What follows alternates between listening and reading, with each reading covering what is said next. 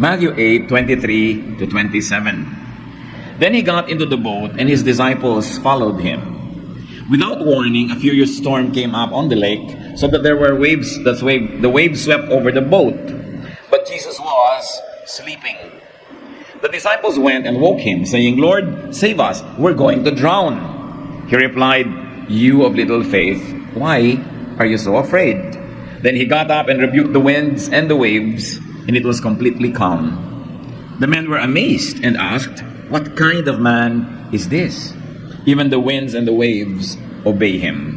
Naway, lalo pa tayong parunungin ng Diyos sa pagbasa ng mga salitang ito, kasaysayan na alam na ng marami sa atin at ilang beses nang natunghayan. Alam natin na sila ay sumakay sa isang bangka, ang Panginoon kasama ang kanyang mga alagad, at nung nasa kalagitnaan na sila ng paglalakbay, isang bagyo ang bigla na lamang na nabuo, at sobrang malalakas na hangin ang siyang nagpauga-uga sa kanilang sasakyan, malalakas na alon ang sumasalpok-salpok at nanganib ang kanilang mga buhay.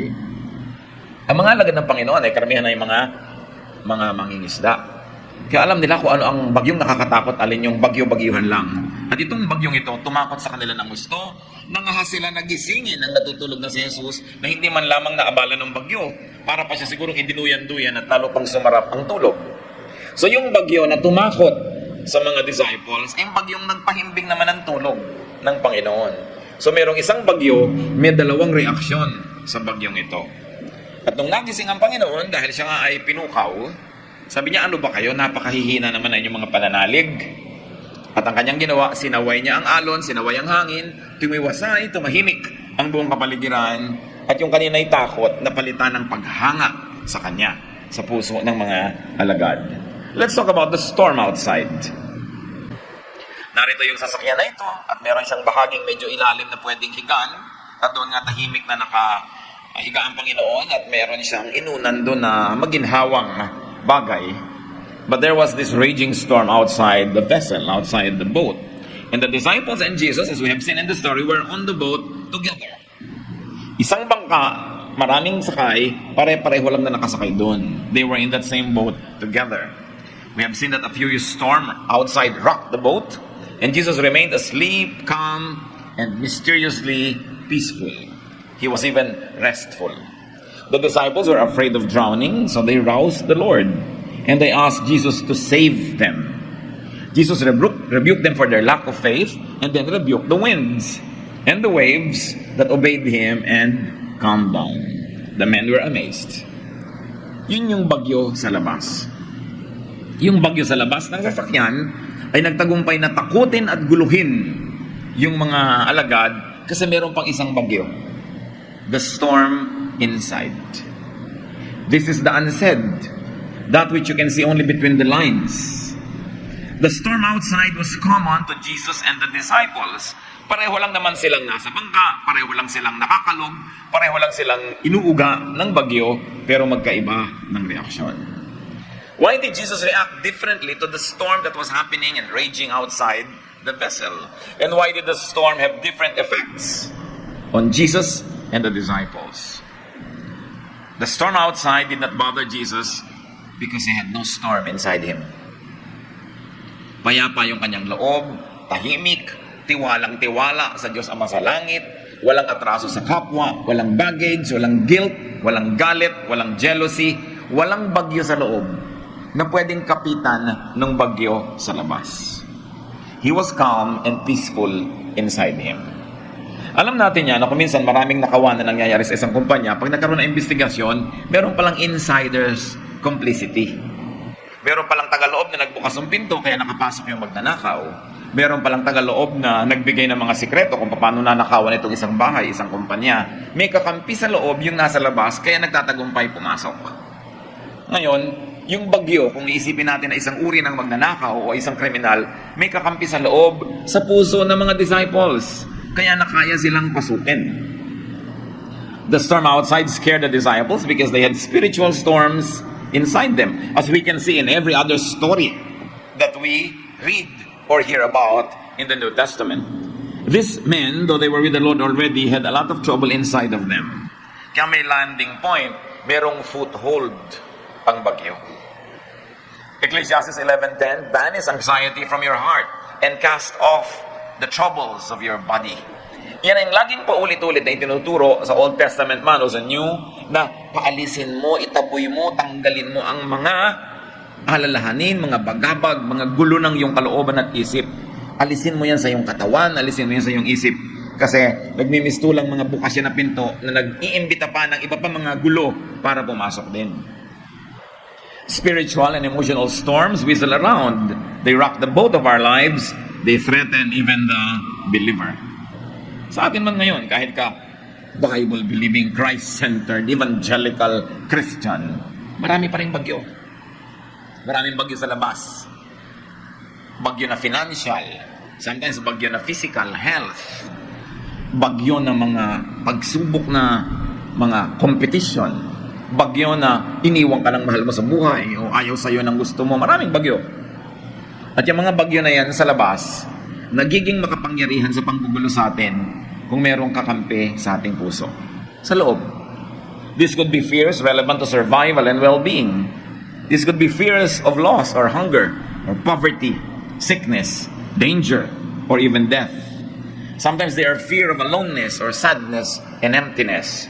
These are storms that can be outside but also storms that can be inside. Anong mga laman ng puso natin sa sandaling ito? Anong mga bagyo ang nandoon, nagpupuyos, swirling, shaking us, jolting us? These are storms inside, in the mind, in the heart. Storms and fears inside open the door for storms outside to come in and terrorize a person.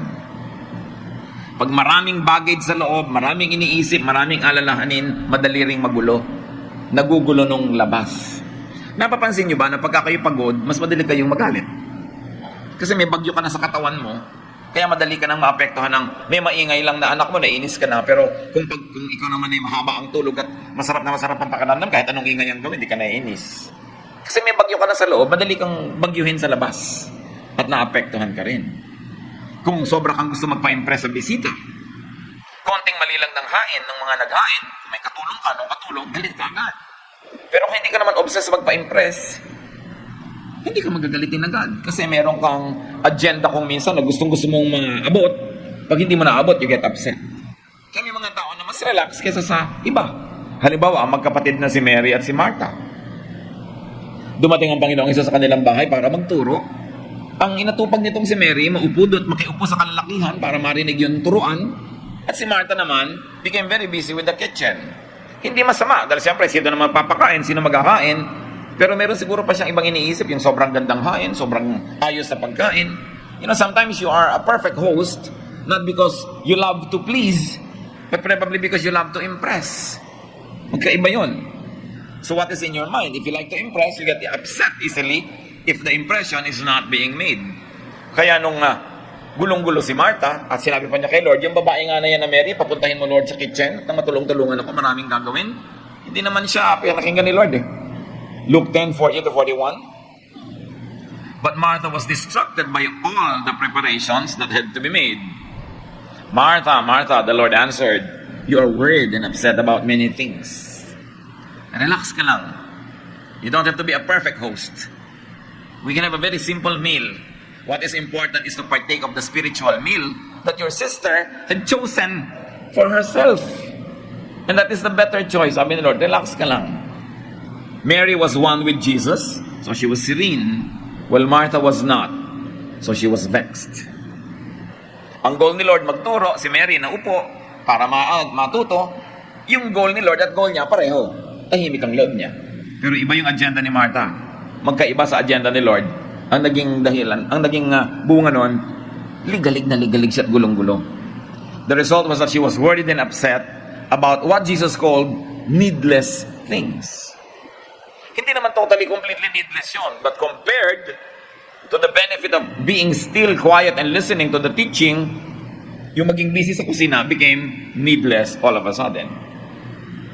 This should not be. Dapat walang ganung gulo sa loob ng isip, because Jesus and the believer are one. Because Jesus and the believer are on one boat together. Hindi dapat na natakot yung mga disciples. Bakit? Kasama ni Lord sila at kasama nila si Lord. Paano naman lulubog yung bangkang yun? Nandun si Jesus. They were in the same vessel. At kung maaalala natin that Jesus is with us, that Jesus is in us, hindi ka magpapadaya doon sa bulong ng mga hangin, ng mga bagyo na hindi mo kaya yan, nag-iisa ka. Dapat ka nang matakot, dapat ka nang nervyusin. Kasi iba na ang usapan, sobrang bagyo na yan. Sabi sa Galatians 3:28, you are all one in Christ Jesus. And if we can extend the application, we are all one with Christ Jesus. Kakampi natin siya. Kasama natin sa ating team. On the boat, Jesus was the other half of the fellowship. He was calm and restful. Meanwhile, the disciples were the other half of the fellowship and they were worried and troubled. The storm outside scared them. Dahil sila man mismo, meron na talagang baon-baon na mga fears, worries, and cares. Kaya ang dali na nilang maapektuhan. Parang sakit, mga kapatid, na nakakahawa. Pag meron ka ng mga nakadeposito sa katawan mo ng mga atraso, kulang ka sa tulog, kulang ka sa vitamina, kulang ka sa pahinga, ang dali mo ng tabla ng sakit ng iba. Lahat naman ng mikrobyo naglutang lang sa hangin, pero bakit may tinatablan, merong hindi? Kasi magkakaiba tayo ng level of resistance at that point. So meron naman na sinipon na, yung isa naman hindi. Meron nahawa na ng TB dun sa isa na katabi, yung isa hindi. Kasi may panlaban sa loob. Kaya hindi lang yung sakit sa labas ang pinag-uusapan, yung resistensya mo rin sa loob. Yun nga ang mas mahalaga eh. Hindi mo naman kayang iwasan ng sakit na naglutang sa hangin ah. Pero kaya mong palakasin ang iyong loob, yung iyong health, laban sa mga yan. And this is the thrust of what we like to discuss. Maraming bagyo sa labas. Pag nagpa-apekto ka dyan, hindi ka na matatahimik kahit kailan. Hindi mo naman mapipigil, dumadating talaga yan eh. Kaya mo bang pigilan ang pagdating ng bagyo, ang pagputok ng bulkan, ang pagtaas ng tubig, kung talagang tumataas yan? Pero kaya mong pigilin ang reaction mo sa iyong kalooban. Sabi nga ni Martin Luther, you cannot stop birds from flying over your head, but you can stop them from nesting in your hair. May magagawa ka tungkol sa iyong attitude dyan. So, ano yun? Bakit nagiging matatakutin? Most of the time, by conditioning. May dalawang bata. Yung isa, pwede siyang matulog sa kwartong patay ang ilaw. Merong isang bata, hindi pwede, natatakot. Siguro, sinanay ng mga magulang yung pag madilim, ayan, may huwag ka dyan. Natakot tuloy sa dilim. Merong mga bata na matatakotin sa kung ano-ano, meron naman hindi. No? Merong makaamoy lang ng kandila, ang naiisip, multo. Meron naman pag nakaamoy, sabi niya, wow, spa. Ano ba talaga ang naaamoy mo sa kandila? Depende kung anong condition ang nangyari sa iyong utak. Ngayon, kung nakakondisyon sa iyo, pag may storm, delikado yan, matatakot ka talaga. Pero pag may ibang nakakondisyon na una doon sa iyong isip, magiging iba ang iyong pananaw. Madalas mga kapatid, hindi mahalaga kung ano yung nakikita. Ang mahalaga, paano mo tinitingnan? Paano mo ina-assess? Paano mo pinapahalagaan? Ngayon, yung mga believers, mga anak ng Diyos, wala nang ginawa kundi humingi ng kaligtasan, magpaligtas sa Diyos. Troubled believers always ask for help, salvation and rescue. Not knowing, not realizing, and not remembering that they are already saved. Lagi tayong Diyos ko, iligtas mo po kami. Ligtas na nga tayo eh. Kung ligtas na yung kaluluwa mo, yung espiritu mo forever, diligtas ka na rin sa buhay na ito sa mga ganyan. Nalilimutan lang natin. We forget who God is, we forget who we are, we forget our status, so we always begin from zero or negative. Jesus is already with us. Katulad ng mga disciples, ang naalala nila yung bagyo, nalimutan nila, nandun si Jesus sa bangka, kasama nila. So pag ang tinignan mo yung bagyo, masisiraan ka ng loob, matatakot ka. Pero kung ang maaalala mo, kasama mo si Lord, mabubuo ang yung loob, tatapang ka. At saka, siya na mismo ay nagpapakitang tulog. Liban na lang siya ay batugan, na hindi naman. Liban na lang siya ignorante, na hindi naman. Alam niya yung nangyayari. Ba't niya kayang matulog? So kung kayang tulugan ni Lord yung bagyo, edi dapat tumabi ka na lang doon, makitulog ka na rin. Dahil siya nga itong Panginoon, hindi naman ikaw. Pero nalilimutan natin yung kahulugan na kasama natin siya. Kaya kung minsan, Lord, samahan mo po ako. Ano ba? Kailan ba kita iniwan? Diba? Lagi akong nandito, parang mali yung prayer. Nasasayang ang prayer mo. That the Lord is on the same boat as God. Pag nado ng Panginoon. Paano mo hihilahin sa pagkalubog si Jesus? Imposible. Hihilahin ka niya sa paglutang. Hindi mo siya pwedeng idamay doon. Nakiisa na sa iyo ang Espiritu ng Diyos, nakiisa na si Jesus, paano mo pa siya ipapahamak? So makinig ka lang sa Kanya, dadaling ka niya sa ginhawa, sa kaligtasan. So Jesus rebuked the men for their little faith. And then He rebuked the storm. Nauna pa yung tao na ni-rebuke. Kasi siya talaga yung problema, hindi naman yung bagyo Dapat naman talagang bumagyo. Kumisa, nagiging personal lang sa atin. Okay, matandang puno, nabunot ng bagyo, natumba. Siyempre, para tumubo naman yung maraming mga maliliit na buto sa ilalim nun, na habang nandun yung malaking puno na yun, hindi na sila magkaka-chance tumubo So, kailangan may mga sangang mabali para meron naman bagong sumulpot na mga sanga. Kumisa lang nga, nagiging personal. Siyempre, kailangan kumidlat para ma-recharge sa mga electrons yung atmosphere. Huwag ka lang patama. Kailangan natin lahat yun. Huwag mong masyadong personalin.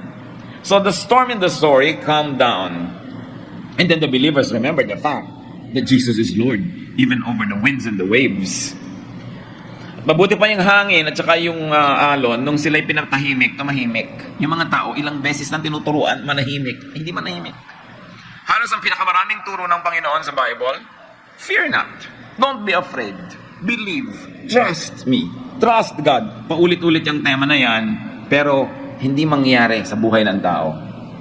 Kasi para na tayong conditioned and wired and trained to worry, to be afraid. Kaya ang argumento ng Panginoon, who of you by worrying can add even just one day to your life, even just 1 hour? You cannot. So why worry? It will not accomplish anything. At pag worried ka, takot ka, nasisira lalo ang maganda mong pasya, ang maganda mong desisyon, lalong nagkakagulo-gulo ang iyong buhay. Paulit-ulit ang tema ng Panginoon sa peace. Tulad ng sa John 14:27. Peace I live with you. My peace I give to you. I do not give to you as the world gives. Do not let your hearts be troubled, and do not be afraid. In fact, this is a kind of peace, according to the scriptures, that is beyond understanding. A peace that transcends understanding. Ibig sabihin, yung peace na pag sinunod mo yung common sense, hindi ka magiging peaceful. So bakit yan nagkakaroon ng sabi? It's beyond understanding. It's miraculous. But it is the kind of peace that Jesus wants us to have. Yan ang pinakakailangan nating lahat. Baka kuminsan akala natin kailangan natin ng pera. Yes, pero hindi talaga yon ang kailangan natin, peace. Pag may peace ka na, may pera ka or not, may peace ka. Pareho lang yun. Kuminsan ang kailangan natin, health. Hindi naman lahat ng healthy people peaceful. Peace ang kailangan mo. Healthy ka or sick, kung meron kang peace, payapa ka. Nabubuhay ka na hindi naguguluhan. So Jesus calmed the physical storm, but Jesus also calms the deadlier, the more dangerous, and the less noticed storm. It is the storm inside. Kumisan, ipinapataboy natin kay Lord yung bagyo sa labas. Meron pala tayong dapat unahin, yung bagyo sa loob. Si Mary Magdalene, ang lakas ng bagyo sa loob. Luke 8:2, women had been cured of evil spirits, including Mary Magdalene, from whom 7 demons had come out. Pero nyo, 7 demonyo daw yung lumabas kay Maria Magdalena.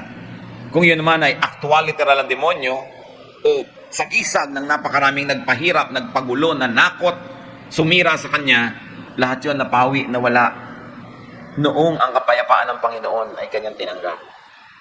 Kaya napakabuo at tahimik ang kanyang loob na siya ang nakaharap habang ang Panginoon ay ipinako at namatay at inilibing. Siya pa yung nakasunod doon sa libingan. Kaya siyang nakakaalam kung saan naroon ng libingan. Buo kasi loob. Napalitan yung mga nakatirang impakto sa buhay niya ng kapayapaan. So ano-ano mga impaktong nakatira sa atin? Marami yan. Galit. Habang may galit kang inaalagaan sa iyong puso, there's a demon that lives in you. Jealousy. Meron ba kayong kinakaingitan sa buhay? Pag naiinggit kayo doon, edi meron kayong bagyo sa loob. Dadaan lang yun at maganda yung haircut, galit na galit ka na eh. Kasi nung dumaan yung bagyo sa labas, may kakampi sa loob, apektado ka agad. Eh kung hindi ka naiinggit, dumaan siya, ang ganda-ganda, tatanungin pa, uy, saan ka nagpagupit? Papagupit din ako. Na-appreciate mo. Every form of criticism is a cry for help. Pag kinikriticize mo, 99% inggit ka. Kasi kung hindi ka naiinggit, tapos kinikriticize mo, bakit mo kinikriticize? Di ba kung hindi ka naiinggit, dapat maawa ka kung talagang nakakakita ka ng kapintasan. Pero bakit iingay mo pa yung kapintasan niya? Ba't inilalakas mo pa malaman ng iba? Kasi gusto mo siguro siyang ibaba. Dahil naiinggit ka. Isa yan sa mga napakalalim na bagyo sa puso ng tao. Meron po mga kapatid, mga hindi mapagkatulog. Gulong-gulong isipan, laging natatakot, ninenervyos. Pero nung nagpa-counsel talaga, nung sinuri ang dahilan, may galit, may inggit sa puso. Merong mga sama ng loob na nandun, inaalagaan kaya tagal-tagal na. At inaalagaan pa, hindi lang hinahayaan na nandun. Laging sinasariwa kung kanino siya nagalit, bakit siya nagalit, at bakit dapat patuloy siyang magalit. O halimbawa, meron kayong mga ganong alaga sa puso, konting mga problema lang, apektado na kayo. Kasi mahina yung loob. May mga kalaban ka na nandun sa loob. Paano ka lalaban pa dun sa nasa labas? When demons are driven from within, we become serene. Then we become difficult to scare and to vex. Kaya isa sa mga hinahangaan natin, lalo sa ating sinaunang kultura, yung buo ang loob. Hindi hati. Matining ang loob. Hindi madaling gulatin, hindi madaling takutin, hindi madaling malito. Kasi payapa ang kalooban. At isa yan kumisan sa dapat na tinitingnan mo sa tao. Yung mga in love at gusto na magpakasal, tinitingnan nyo ba kung yung talagang gusto nyo maging partner, buo ang loob. Tahimik ang kalooban. O ang dali-dali niyang maligalig, ang liit-liit na bagay, galit. Paano pa kung malaking bagay, galit na siya? Ngayon, hindi lang dapat iwasan ng ganito mga tao. Dapat talaga sila ipanalangin, turuan, tulungan, akayin. Pero bago yun, tayo muna. Baka tayo yun.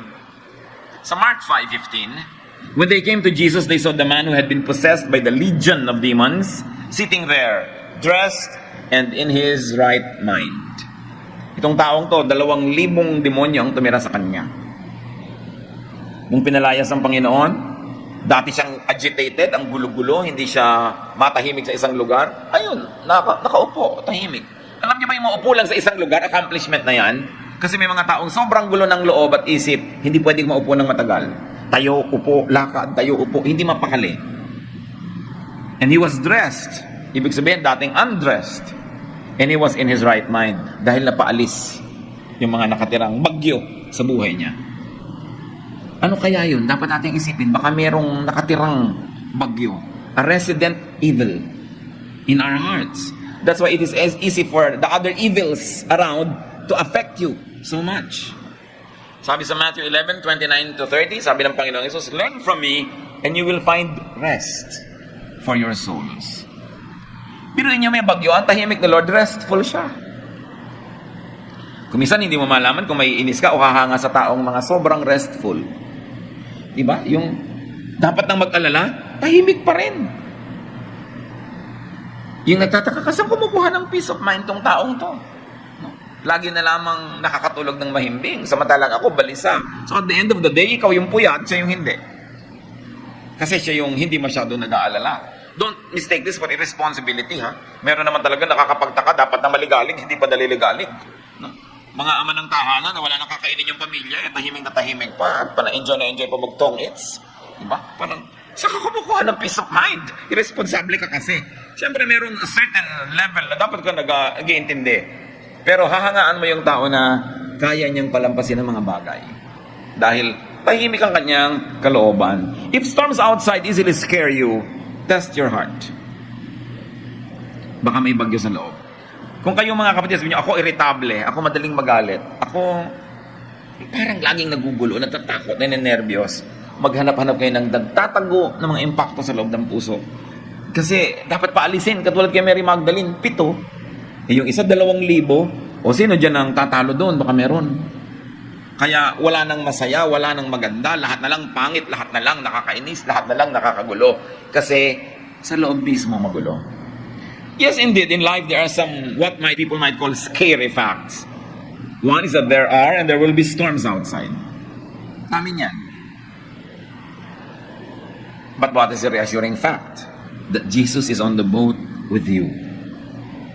Kahit may global warming, nando si Lord sa'yo, kasama ka. Kahit maibang exchange rate ng dollar, kahit na gumulo ang mundo, si Lord, pag nasa puso mo, yung effect sa'yo ng magulo na yon, kung hindi man totally wala, konti lang. Ba't naman nagugustuhin mong maapektuhan ka masyado? Samantalang pwede namang hindi masyado. You can have peace inside. No storm can ever sink or drown or destroy Jesus and you together. Pag kayo ni Lord na magkasama, you are unsinkable. Kasi, hindi dahil ikaw ay ikaw, kundi dahil kasama mo ang Panginoon. No darkness will be dark because Jesus is light. Pagkakasama mo si Lord, nasa isang madilim kang kwarto, akala mo lang yun. Pero kita ni Lord lahat kasi siya ang liwanag mismo. At siya ang nakakakita para sa'yo. Pwede mo siyang pagtiwalaan. Pagka parang hindi mo kaya ang isang bagay, kung gusto ni Lord na makaya mo yun, imposible ba sa Kanya ang samahan ka niya para mo kayanin? So don't always worry. Don't always be afraid. And don't always ask to be saved. Kasi saved ka na. Kung nasa Panginoong Jesus ka na, save ka na. Tama na yung kapapasave, save ka na, tapos na yun. It might be good news how to be saved, but the better news is, save ka na. Dapat siguro ulit-ulitin natin yun eh. Pag ang Panginoon nasa puso mo na, in-internalize mo na yan, pinagkatiwala mo ng buhay mo sa Kanya, tinanggap mo na siya sa iyong buhay at ikaw naman namumuhay sa Kanyang kalooban, ang tagal-tagal mo nang saved. Ba't ka ba magpapasave? Enjoy your salvation. Ibig sabihin, hindi ka lulubog. Hindi ibig sabihin na physically hindi ka magkakasakit o hindi ka sa kabilang buhay. Mangyayari talaga yun dahil paano ka naman pupunta sa kabilang buhay kung hindi ka matatapos sa buhay na ito. Pero yung marami tayong kinakatakutan, dapat yun isipin mo, the Lord is with me. The Lord will never allow evil to come to me and to happen to me, and if He does allow it, maybe it's not really evil. It is what is good for me. Pagtitiwala na walang patakaran, nandun lang ang kapayapaan. Kaya huwag na siya laging nag-a-analyze. Mga kapatid, pag ang pananalig nyo sa Panginoon, yung talagang solid, sold na kayo doon, masaya na kayo doon sa level ng paniniwala nyo, huwag yun ang palitan, yun na. Tahimik na yun. Kesa kung ano-ano bang ine-entertain mo, pinag-aaralan mo, binabasa mo, para ka lang guluhin, ano napapala mo kung magulo ka? Minsan habang dumadami yung alam mo, gumugulo yung isip mo, sabi ni Solomon. Sabi, hindi naman sinabing huwag ka na mag-aaral, pero pagka ang tinatakbo ng pinag-aaralan mo, patungo sa gulo ng isip, bitawan mo, gugulong isip ko dito, ayoko ng ganyan. Kasi sabi ni Lord, faith really moves mountains. And if you have faith, of course, not all our faiths are informed. Hindi lahat ng faith natin supported by facts. But it is not knowledge that gives you peace. It is faith. Katulad sa bagyo, alam mo yung knowledge of gravity, alam mo yung knowledge ng velocity, alam mo yung knowledge ng lahat ng pwedeng mangyari. Matatakot ka eh. Kung ang pinapairal mo faith, doon ka lang matatahimik.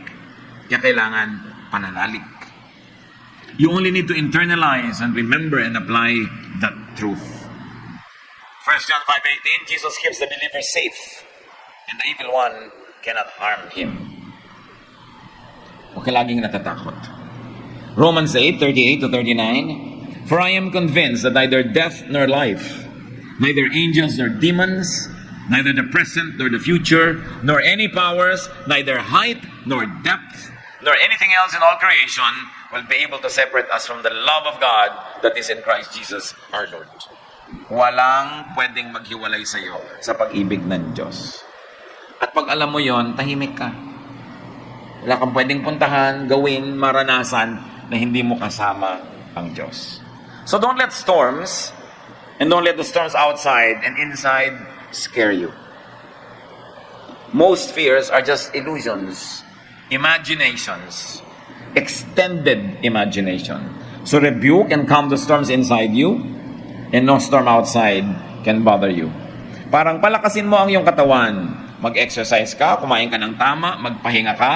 Yun ang laban mo sa sakit. Tatalbog lang yung sakit pag dumarating sa iyo kasi merong kang strength sa loob. At ganon din mga kapatid sa ating spiritual life. Strengthen your spirit inside of you. Continue to ponder God's Word. Immerse yourself in the promises and teachings of God. Immerse yourself in prayer. Develop your faith. Surround yourself with believers who are faithful to the Lord and who are strong in their faith. At yun ang nagiging panglaban mo sa mga bagyong dumarating at darating pa. Rebuke and calm the storms inside of you.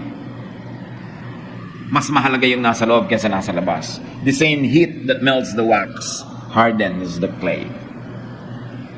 Diba pagka meron kang oven, lagyan mo ng kandila sa loob, painitin mo, tunaw.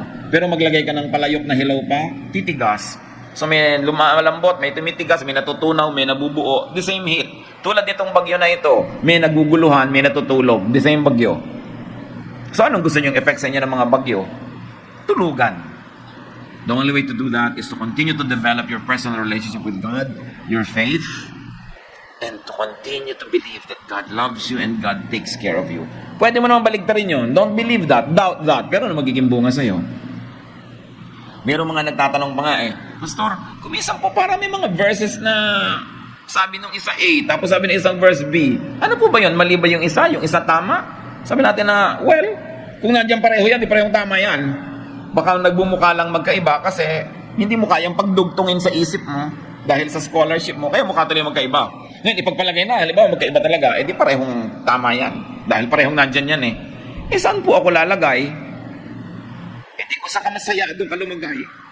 Diba? Kung ka sa katahimik. Katulad ng may mga verses sa Bible na ang baptism dapat lubog. Meron naman ay pwedeng wisik, pwedeng buhos. Saan po ako? Di ko sa kamasaya. Ayaw mo mabasa ng gusto, dito ka sa wisik. May hinahawakan ka, ba't mo ginugulong sarili mo? Pag meron kayong choice ng application, mga kapatid, saan ka ba masaya? Meron pa nagtatanong, Pastor, totoo po ba yung tithing tapos na Old Testament lang o New? Pareho namang may verses na magsusupport yan saan po ako? Di ko saan ka masaya? Diba? Isipin mo, ano bang magpapasaya sa damdamin ko, sa kalooban ko? Kasi alam ko naman yung konsyensya ko, baka naman lahat kayo sumaya doon sa wala na, no? Diba?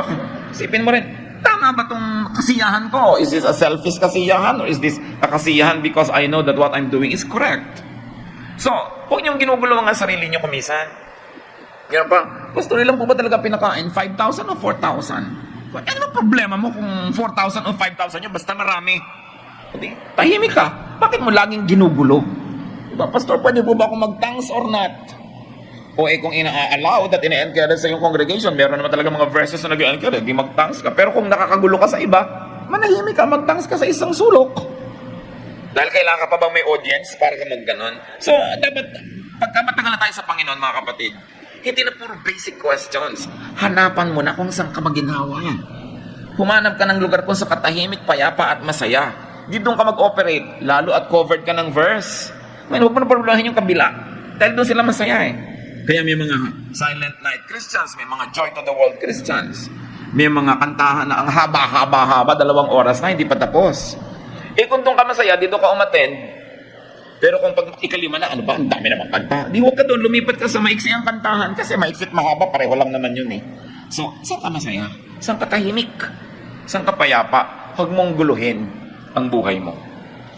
Pwede po ba akong kumain ng dinugan? Diba? May nagsasabi naman talagang huwag. Sabi naman ni Lord, kahit anong kainin mo, ubra. Meron nagsasabing huwag may dugo. Saan ka ngayon masaya? Kasi kamisan kinikitira natin masyado to play it safe.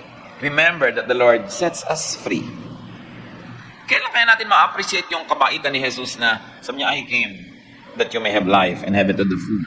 That when the Son sets you free, you are free indeed. Marami sa atin, Jesus had already set us free, but we don't behave like free people. Lagi na lang naghahanap ng bawal ba o hindi bawal, pwede ba o hindi pwede. Ang higpit-higpit, ang sikip-sikip ng mundong ginagalawan. Kaya nga namatay si Jesus para akuin na yung lahat ng kulang natin. Tanggapin nyo na hindi kayo magiging perfect kahit kailan, hindi magiging perfect yung kapatiran, kaya nga pinerfect na ng grace ni Lord. Yun na lang ang paglalagyan natin ng ating pansin.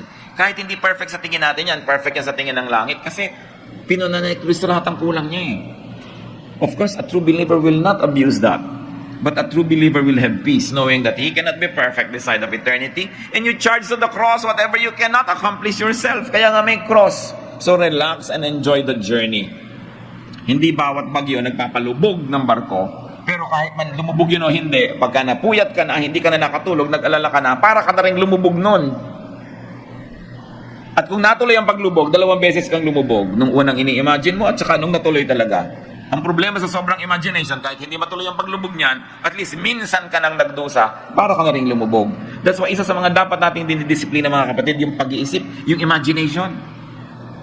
Sobrang imagination. Pastor, mag-aasawa pa kaya ako? Marami po nagkakahiwalay. O nagkahiwalay kayo, talaga hindi na kayo magkasundo. At least, siguro naman sumaya ka kahit 2 araw nung nag-honeymoon kayo sa Palawan. Nakahiram ka ng kasiyahan.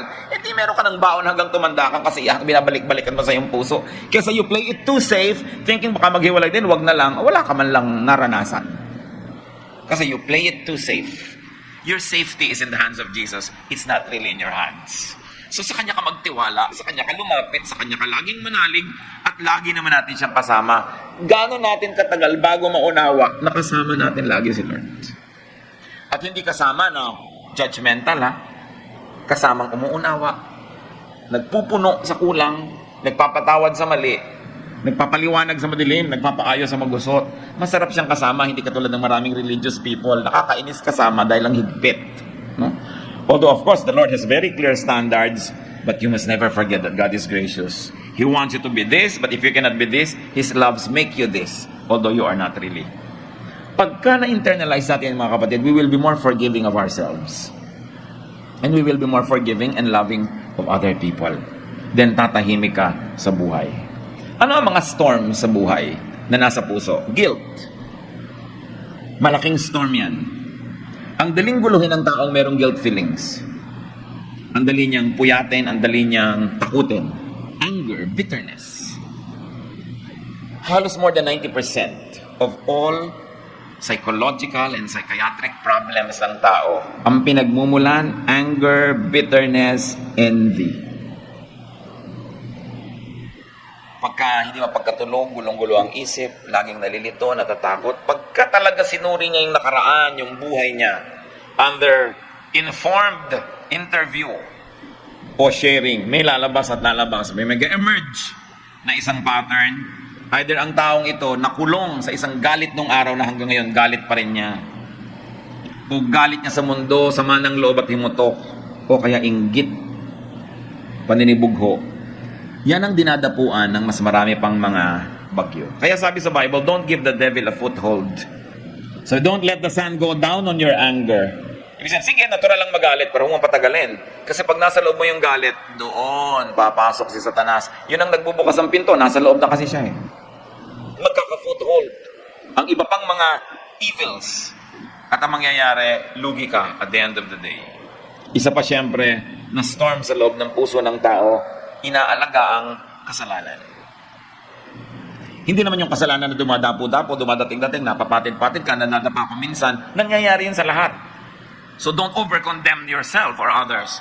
Pero yung kasalanan, alam mong kasalanan, ang tagal-tagal na, hindi mo malang itinataboy, inaalagaan mo pa, nagiging bagyo yun sa loob ng puso. Kasi hindi bagay yun na nasa loob ng ating puso, dapat alisin. So, ano ang tinutumbok natin lahat, mga kapatid? Kung madali kayong maligalig, madaling magulo, madaling matakot ng storms outside, nakakabalita lang kayo sa dyaryo, nadidig nyo sa TV, sa radyo, takot na kayo agad. Yung storm outside, ang daling pumasok, may kakampihan sa loob. Dapat bunutin. Tulad kay Mary Magdalene, pinaalis yun eh. Yung possessed ng legions, pinaalis yun. So paalisin nyo rin yung nakatira sa inyo. Hindi siya bagay dyan.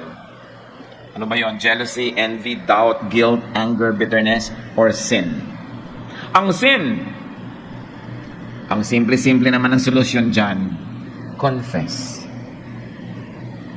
Ngayon, hindi lang basta, oh Lord, as usual, nagkasala po uli ako, good night. Hindi ganong klaseng confession bago kayo matulog. Yung talagang inaamin mong mali ka, tinatanggap mong kamalian, at talagang sa Diyos mo yun, humingi ka ng tawad, at merong kang desisyon na sa abot na yung makakaya, hindi mo na babalikan. Ngayon, nabalik-balikan mo na naman dahil mahina ka, hingi ka uli ng tawad. Kasi hindi ka naman talaga perfect. Kaya sabi sa 1 John 1:9, He is faithful and just and will forgive us. Mabait ang Panginoon. Huwag lang nating inaabuso. Kasi ikaw din ang gagawa at invento ng sarili mong bagyo na naman. Confess. Seek forgiveness. Isa pang natitrace natin sa mga tao may mga psychological and psychiatric problems, madalas, alam nila may atraso sila pero hindi sila humingi ng tawad. May pride involved. Hindi nila inaamin ang pagkakamali, hindi nila hinihingi ng tawad, nagkakaroon ng bagyo sa loob. Madali ito na naman silang guluhin. So forgive, seek forgiveness. Paulit-ulit lang yan. Bakit kailangan ulit-ulitin? Kasi hindi naman natin yata naaalala lagi. Nagtatanim ka pa rin ng sama ng loob, nag-iingat ka pa rin ng mga ganyan, ikaw ang naapektuhan yan. Forgive. And how do you forgive? You should have less and less of self-righteousness. Most of the unforgiving spirit comes from self-righteousness. Dapat ganito. Alam ko ang tama. Hindi niya ginagawa yung tama. Yung may self-promotion. Pero pag inunawa natin yung kapwa, kasi ganito naman siya, kasi gano'n naman siya, kaya niya nagawa yon, dumadali ang magpatawad. Less judgmentalism. So love others, but very importantly, love yourself. Hindi yan masama. Sabi ni Lord, love your neighbor as you love yourself. Ibig sabihin, alam ni Lord, you must love yourself. In the way that you love yourself, love others. Masama lang, love yourself at yourself only. Marami rin mga tao, hindi tahimik ang loob because they don't love themselves. Paano mo malalaman na hindi mo mahal ang sarili mo? Wala ka nang ginawa kundi kumpara ang ilong mo sa iba at tapos laitin mo yung sarili, hindi mo mahal ang ilong mo. Diba? Ano ngayon kung nakatingala ang ilong mo at nakakakolekta ka ng tubig pag umuulan? Mabuti nga, may tabo kang daladala kahit saan. Yung mga taong hindi mahal ang sarili, hindi matanggap ang buhok nila kulot. Pamisa-misa siguro, gusto mong maiba ng style, ipatuwid. Pero kung talaga mong nakakalbo ka na sa laki ng chemical na nilalagay mo dyan para lang tumuwid, mahalin mo yung pagkakulot mo. Kung hindi ka magmamahal sa kulot mong buhok, sino inaasahan mo magmamahal niyan? Hindi mo mahal ang malaki mong paa. Anong gagawin mo? Ang laki talaga ng paa mo. Mabuti nga yung mahirap ka matumba. Diba? Ang dami nating dapat mahalin sa sarili. Pag hindi mo minahal ang sarili mo, mababa ang pagtingin mo sa sarili mo, inggit ka sa iba, bitterness yan. Diba? Ang noo mo halimbawa, pagkatambok-tambok, hindi mabuti nga. Para madali kang makita mula sa malayo. Anong gagawin mo? Pipiin mo yung bungo mo para mawala yung utak mo doon. Kaya kung ano-ano tuloy nangyayari sa mga tao, I am not against, at hindi naman tayo against yung konting enhancement, improvement dyan, but there's a basic thing about you that you have to learn to love. Because whether you like it or not, God loves you. And you are not a mistake. Dahil ang lahat ng creation ng Diyos tama. Kuminsan lang you measure yourself against the wicked standards of the world. Nagmumukha ka tuloy kulang. Enhance, pero may mga bagay na tinatanggap at minamahal. Pag kasi meron kang healthy na pagmamahal sa iyong sarili, doon ka lang matututo mag-appreciate sa iba. Minsan, kaya ka pintasera, kasi ikaw man sa sarili mo, hindi ka masaya sa iyong sarili. We pretend that we are better just so that we can stand taller than other people.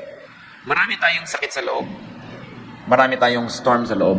At yan ang gustong bunutin ng Panginoon. Strengthen your faith. And even if there's a storm outside, with Christ in your vessel, you can smile at the storm. Di ba? Yan nga yung lagi nating kasabihan, you can smile at the storm. Ay, may bagyo pala. Nandito naman si Lord.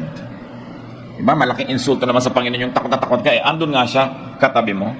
So just stay on board, be at peace, rest, and enjoy the journey. Isang project na dapat natin gawin mga kapatid, buuin ang loob. Huwag hati.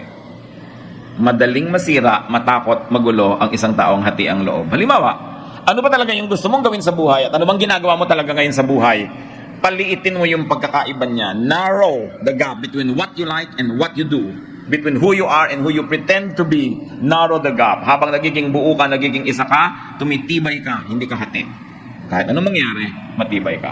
Dapat project, isang loob. Hindi lahat ng tao privileged to be what they want to be, but move towards narrowing the gap between your reality and your fantasy or your lie.